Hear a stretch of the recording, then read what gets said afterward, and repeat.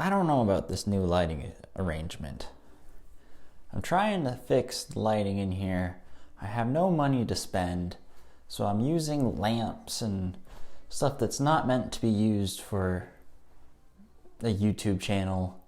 So right now I've got a light right in front of me. It's very bright. I don't know if this is gonna work. We'll see. We're going with it for right now. Taylor, thank you so much for the subscription. I really appreciate it, man. If you have subscribed, but I have not said thank you yet, please put that you've subscribed down below, and then I'll know that you're subscribed. What's happening is that YouTube doesn't tell me the names of certain people that are subscribed. So put your name down below, and I will say thank you, because you're subscribing to a channel that's kind of off the rails, and none of us know what's going on. So thank you.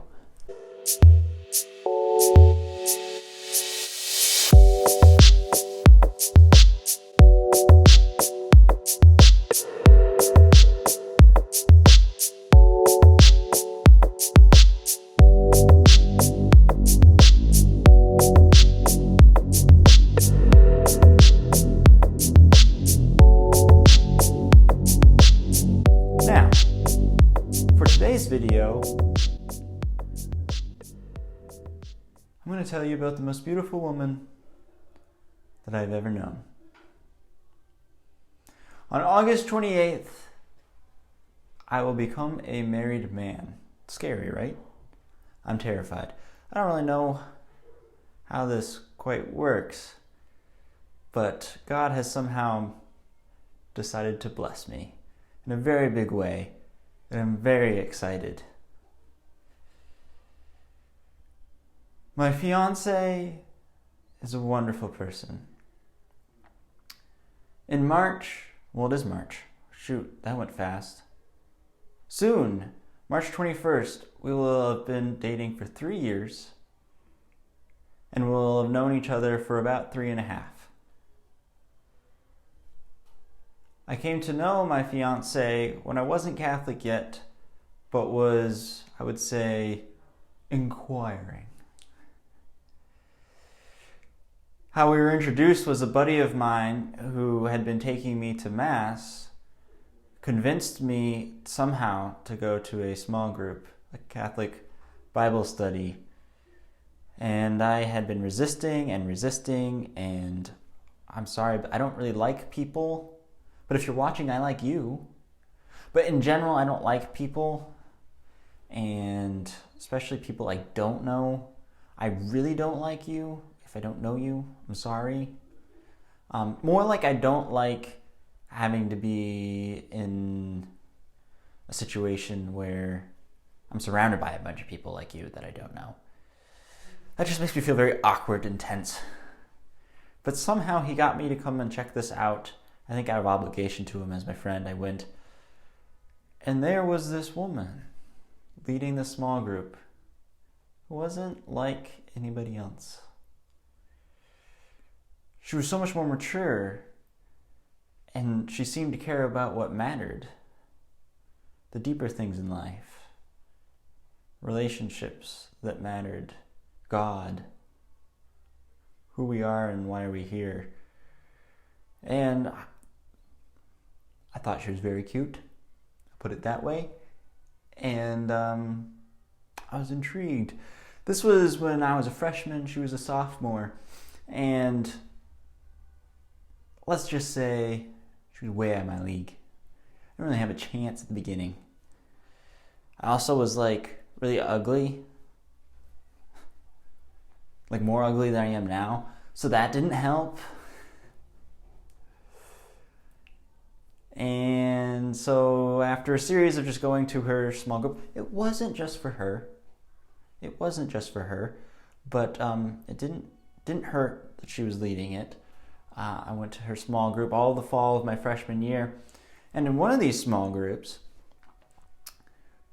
we do like a get to know you type thing in the beginning. Just to lighten the mood. And so we were going around with questions of if you could meet anybody, or not if you could meet, if you could have dinner with anybody in history, in the world, Just anybody. Who would you have dinner with? And it came to her and she said, I would have dinner with my future husband. And I was like, I'm right here. But I didn't say that. I just said that in my head because I'm awkward. Well, that'd be even more awkward to say out loud. See, I'm awkward. But then I was like, wow. I would have never said something like that. Like, that was just so cool that she would care about that at the age of like 20. That's not something that most women would say. And so I just liked her even more after that. And so then at January, I think. At this point, January, still haven't like gotten to know her that well. But just still going to her small group. Sounds creepy. I swear I'm not creepy. We went on this like day retreat. And at the end of it, I walked up to her and I said, how about after this, you and I, we can go bowling? Now, I understand now that if I was to redo it, Catholic women, heads up men, they like it if you use the word date. If you're vulnerable, but also courageous, and that you are to put a name on it that just creates clarification, they like that. Just giving you a word of advice.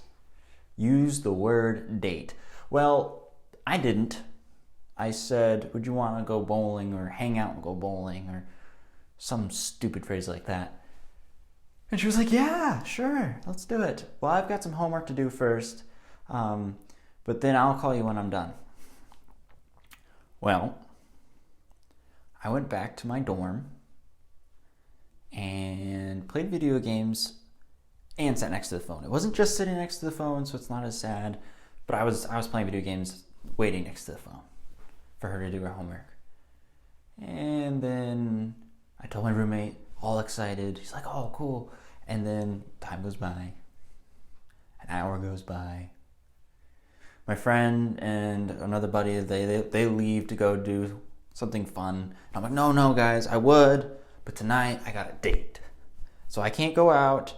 I got to stay here and wait for her. And because I'm going to be going bowling soon with this girl.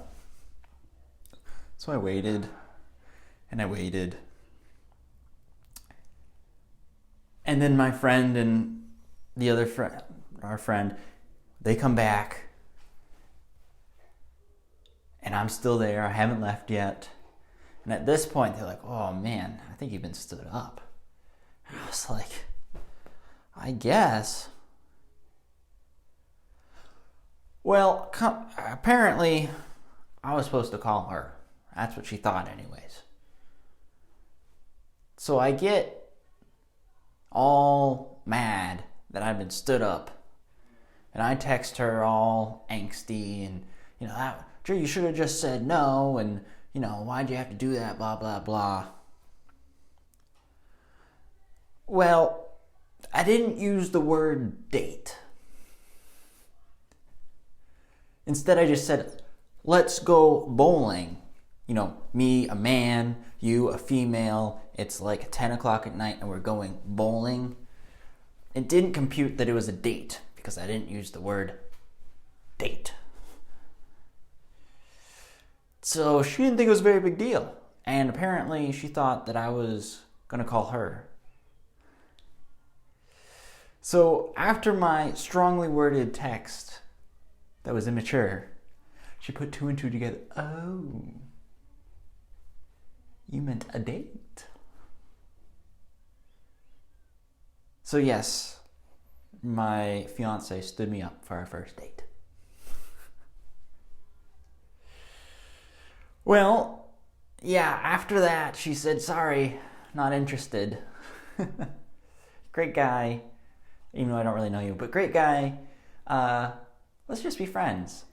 And see, when a woman says to a man after she stands him up, oh, let's just be friends, that means let's not talk, usually.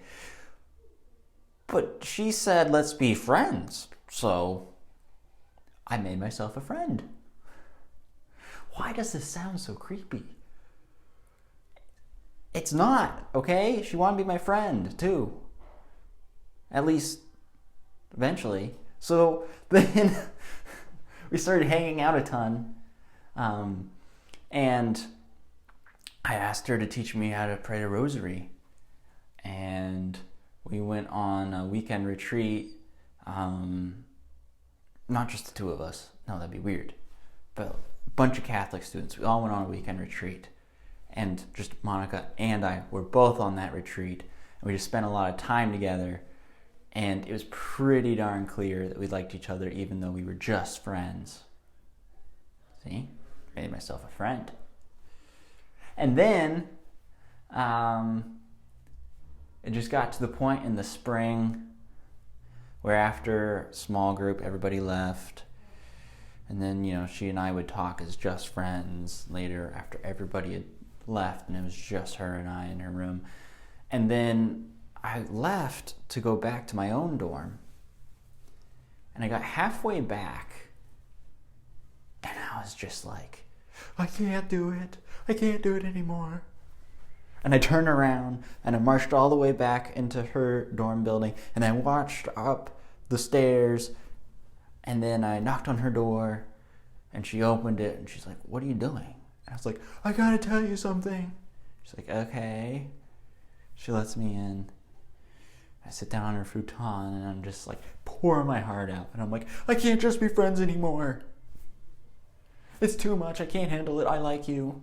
And I can't just be friends with you. And so we need to see each other less or something if we're just going to be friends because I can't handle it emotionally anymore.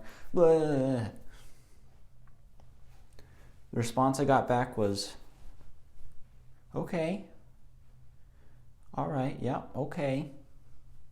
And then she sent me on my way.